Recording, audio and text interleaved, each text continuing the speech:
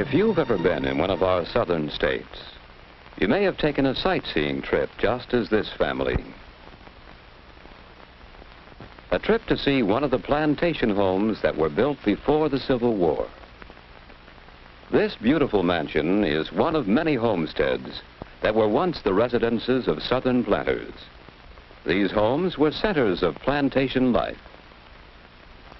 Inside the mansion, we can get some idea of the luxuries that a wealthy plantation family enjoyed.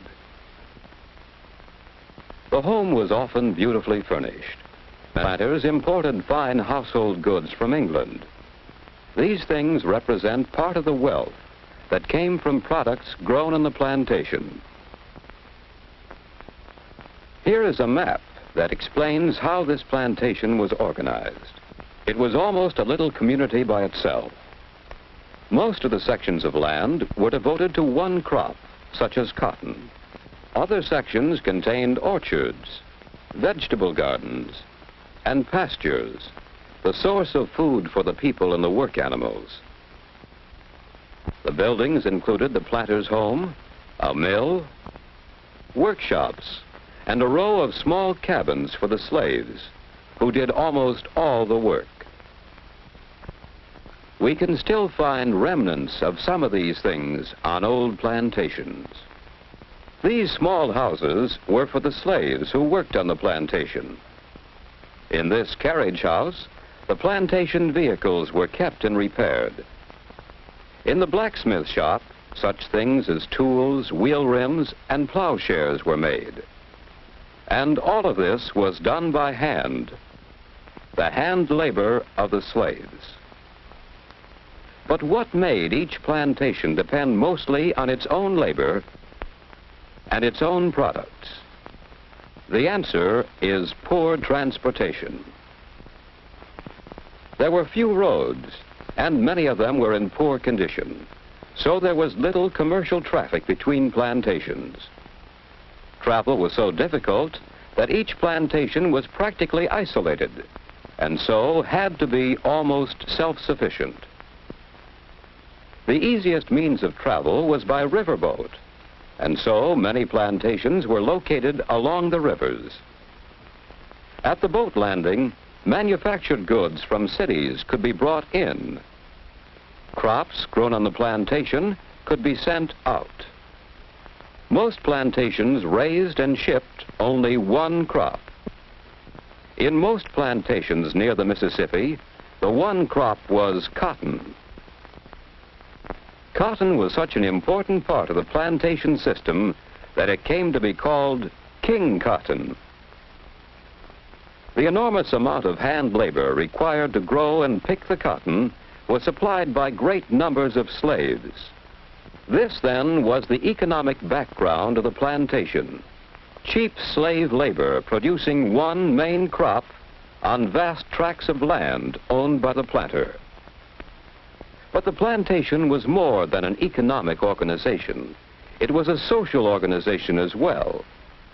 The planter and his slaves were part of an unusual class system. The sharp division of people into two main groups, the owners and the slaves, left a lasting influence on the society of the South. What was that society like? For the plantation owner and his family, it was an aristocratic kind of society. Gentle manners, courtesy, hospitality. Many of the ideas that we still associate with the people of the South came from the days when plantation life was in full flower. This, then, was the social organization of the plantation. The aristocratic class of the landowners who had wealth and privileges, and the laboring class of the slaves who had little wealth and few privileges. The plantation system in the United States reached its greatest development before the Civil War. By 1860, plantations reached from Virginia to Texas. On some of these, tobacco was produced. On others, sugar was grown. On others, cotton was the main crop. Whatever the crop, The system of producing was similar. Cheap labor, one crop, and vast tracts of land. These are some of the things we can better understand when we visit one of the old plantation homes of the past.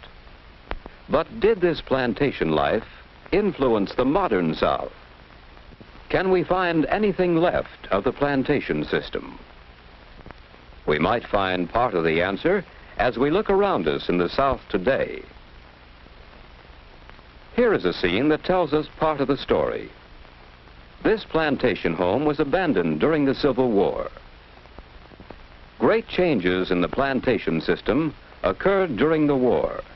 The freeing of the slaves and the great financial burden of the war disrupted the economic pattern.